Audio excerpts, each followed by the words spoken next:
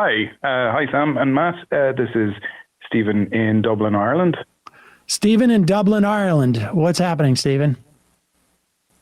So I listen to and watch quite a lot of politics in America. I've listened to your show for years. Did listen to TYT and watch TYT for a long time. Unfortunately, with the issues with Anna, in particularly talking about trans issues, just kind of turned me off it. And recently, I also listened to and watched Breaking Points with Crystal and Sagar. So unfortunately, the other day there was they were speaking about the Haitian migrants story that was made up, and Sagar was just extremely racist as usual, and even brought in Irish people into it and said about Irish people causing prohibition, when we came into America. And that was the reason why the drunk Irish had to, you have to ban the alcohol to stop us. What? Now, yeah. Well, I have no doubt that in some circles that was used as an excuse. Of course, and we, that is something that kind of still people say about the Irish, but I think we would use it as a good example of, even though we're white, we were treated particularly badly, similar to the Italians, in New York. Look, I find that part funny, but also he has kind of been bringing up trans issues and being kind of transphobic. And I really love Crystal. And so I suppose the question that I have for you, I don't want to stop, listening to different news sources just because somebody has a different opinion. I do like the idea of their show that it's somebody that's more on the left and someone more on the right, but they're basically apolitical. What is your opinion on kind of that style of show? And do you think it works? Do you think it helps people kind of understand left issues more? Or do you I'm not going to pretend like I watch either of the shows that you've mentioned on a regular basis. I just don't. I don't watch. I don't watch other people's shows really for the most part.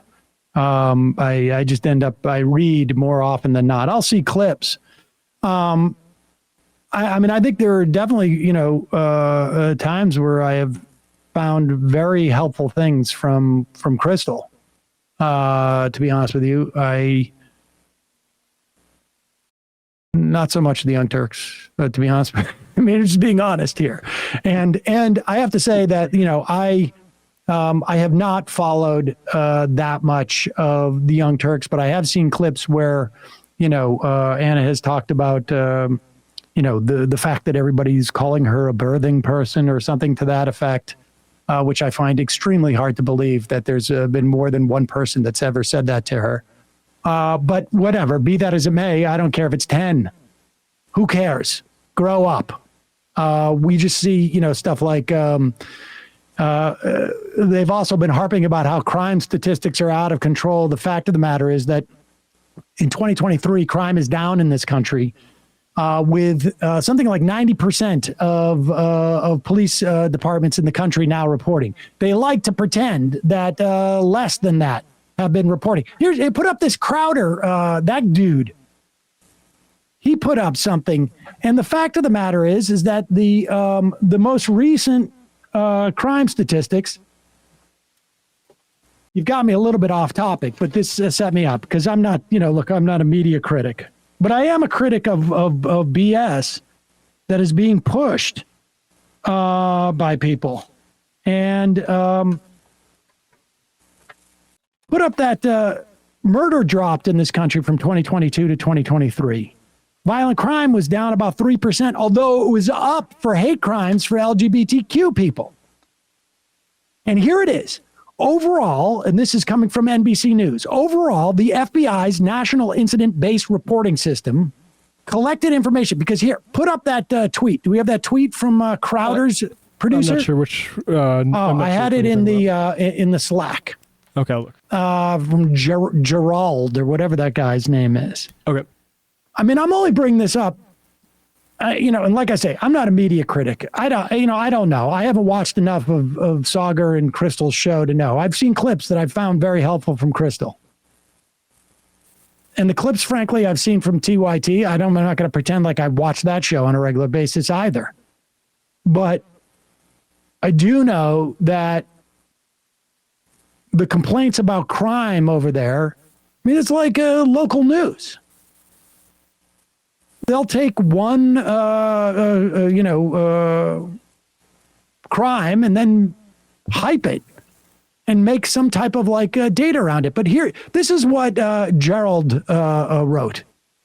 This is Crowder's producer, which granted did not participate. What is he responding to? I think is somebody said where are the statistics that say that crime isn't down, because he had made that claim.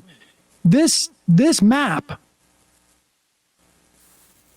6,000 agencies submitted no 2022 data, 32% of all police agencies. He's complaining because he's saying that the 2022 statistics are wrong because only 70 or 68% of the police departments submitted information. Well, now, and of course he has to point to 2022 because he doesn't want you to see that in 2023, we now have 94.3% of the country reporting in. Agencies that cover 94.3% of the country.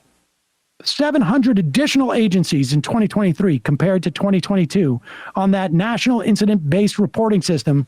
And the fact of the matter is that crime is down. In fact, the only crime that is up, speaking about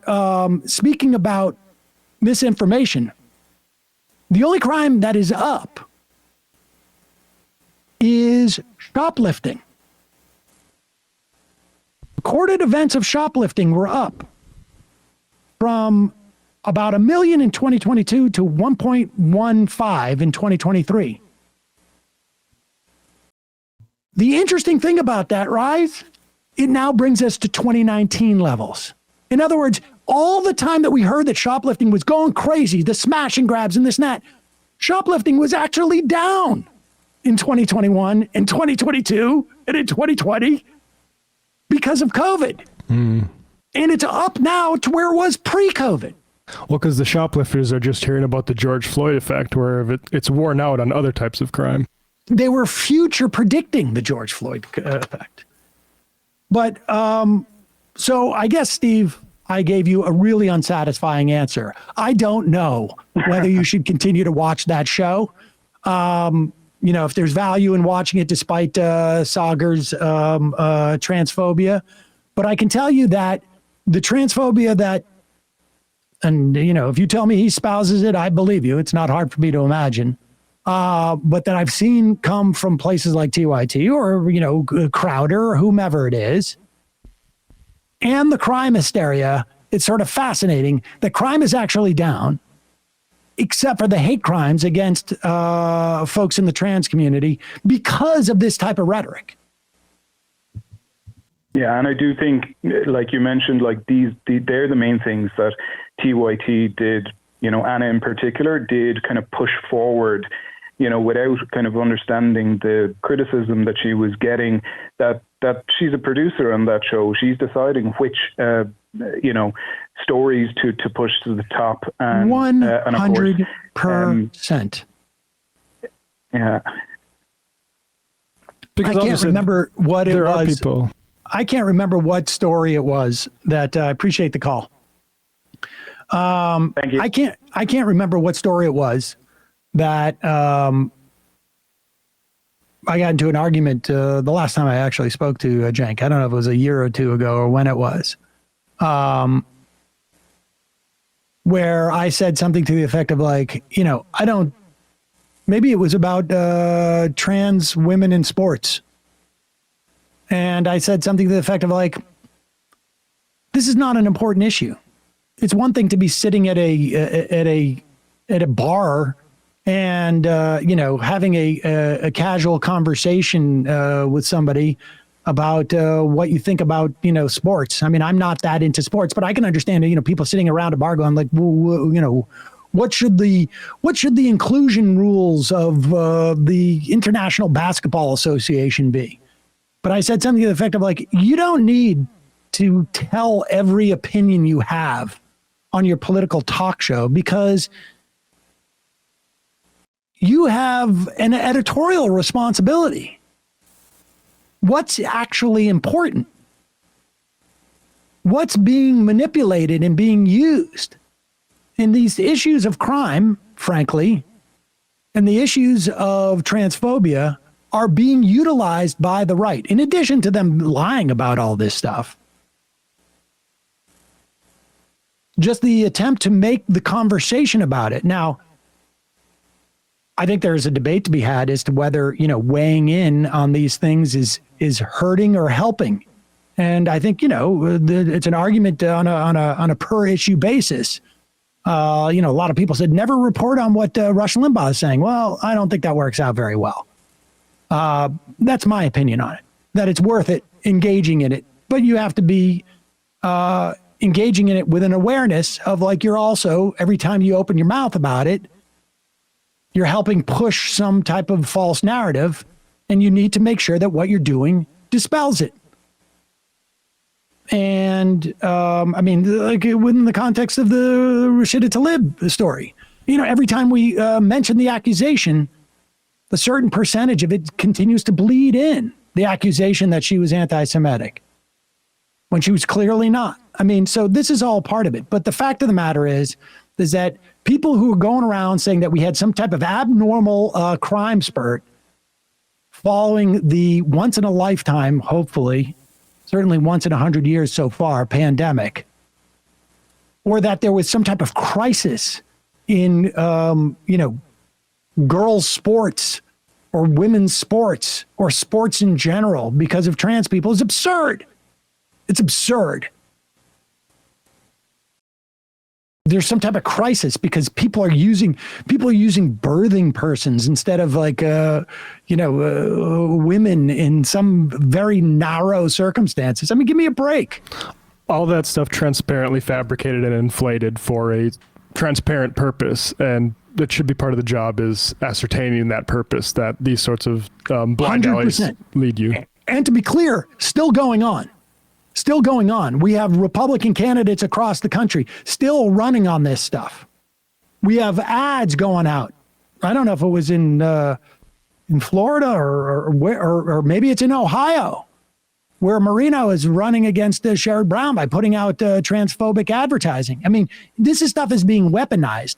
And the victims, incidentally, because I don't think that it really has the electoral resonance that the Republicans seem to think it has.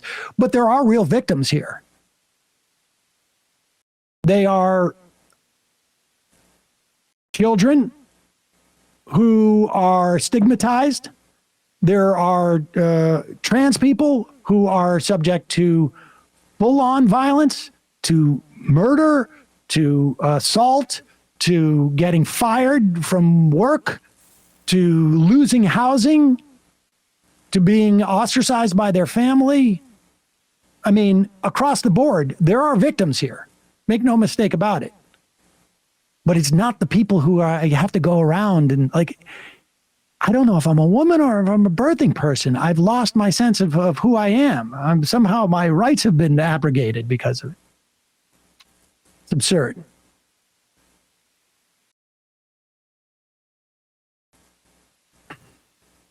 This was supposed to be where I have more fun and don't get into a rant. Yeah, we got to get you like a heart rate monitor.